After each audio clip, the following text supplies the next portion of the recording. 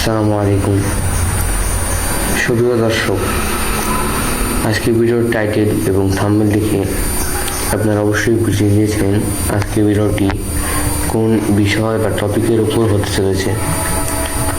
হ্যাঁ, আজকের ভিডিওর টপিক হচ্ছে কোন দোয়া পড়লে মহান আল্লাহ আমাদেরকে আসল ভাইপার সাপ থেকে মুক্ত রাখবে। দোয়াটি বলার আগে আমার এটি একটি সম্পূর্ণ নতুন ইউটিউব চ্যানেল।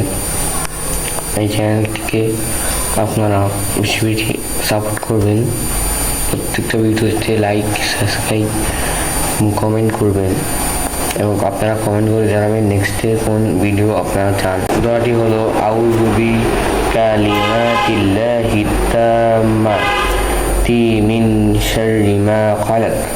আবারও বলছি, আউযু বিকালিমাতিল্লাহি তাম্মাতি মিন শাররি মা খালাক। তো এই দোয়াটি পড়ার নিয়ম হচ্ছে দিনে 3 বার। এখানে মূল সময় উল্লেখ করা নেই, কোন সময় পড়তে হবে এটি উল্লেখ করা নেই।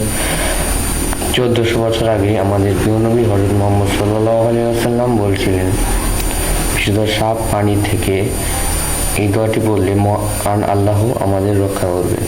আজকের ভিডিওটি ছিল এ পর্যন্তই। ভালো লাগলে লাইক, সাবস্ক্রাইব এবং কমেন্ট করে জানাবেন নেক্সটে কোন ভিডিও চান। Thank you.